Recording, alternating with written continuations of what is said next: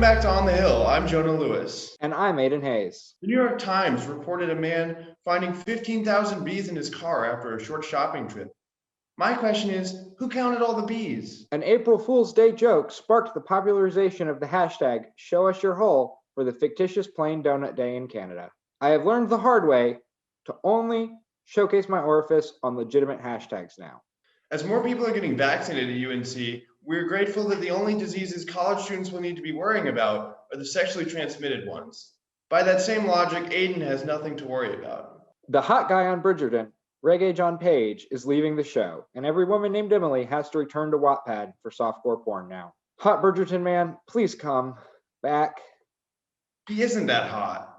You're one to talk. Hey. In other hot news, introducing our new segment, Hot or Not. First off, hot, getting vaccinated. Not going to frat parties in a pandemic.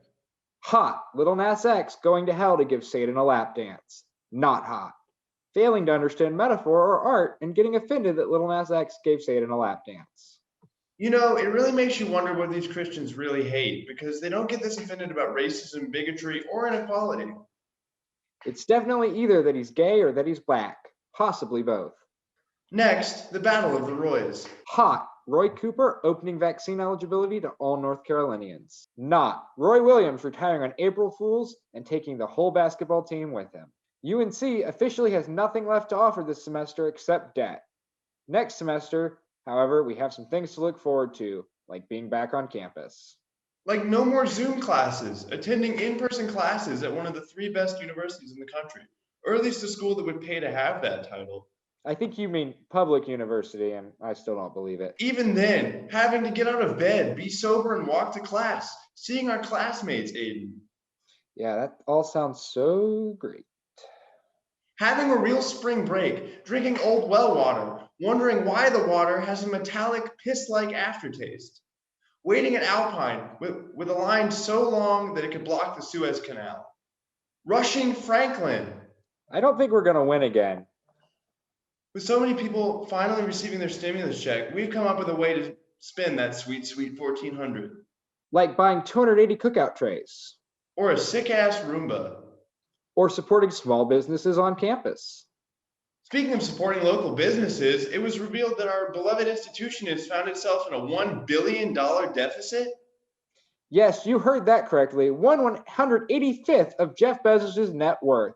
So we here at On the Hill thought we should give UNC some tips for living on a budget while they wait for the $1,400 stimmy to come in. First, start eating ramen. It's a whole meal for less than $1.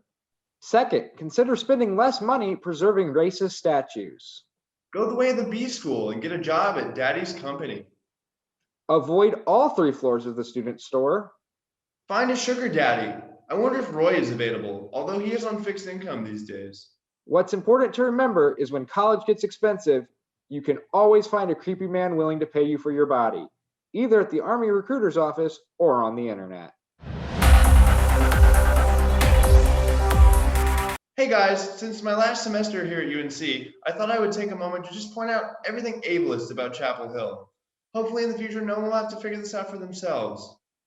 Starting small, we have whatever the fuck this is. A ramp that turns into stairs? My worst nightmare. When I was a freshman, I was emailed a list of buildings on campus that were inaccessible, which I mean, come on, put in an elevator. But the weirdest thing is having to find all the secret elevators on campus that nobody tells you about. Like the elevator in Lenore. The dining hall has a second elevator that you can take if the first one breaks. And once I got stuck upstairs, so I asked to take it. And for some reason, the entire staff pretended like it didn't exist, so I couldn't leave, even though I'd already taken it before. It was like a hostage situation. Why are you gaslighting me on this? They weren't even wearing a Carhartt beanie. Maybe they were just Big Mac DeMarco fans? Next, everything about the sidewalks on campus. It kind of feels like using a massage chair when I try to go to class. I once got stuck in a pothole for 10 minutes. I don't know what the bricks have against me, but I do not break this easily. So I'd like to give a formal reminder for all students to go steal their bricks this year. They can't stop us all. Even Franklin Street can be hard to navigate. I've eaten shit because of bad city planning on more than one occasion. With COVID regulations pushing more seating outdoors, it can be hard to find a way around everything. By far the worst offender is Four Corners, who built an entire deck on the sidewalk I know there's ramps, but like, fuck you. This isn't even my first bad experience with them. I once wanted to eat there and made a reservation, telling them that I, as a disabled person, would need a table that I could sit at. When I got there, they didn't have a table I could use, so they lost my reservation and then asked me to leave. I don't really have a joke for this one, so again, fuck you. And that's all we have for today. Thank you for joining us on the Hill.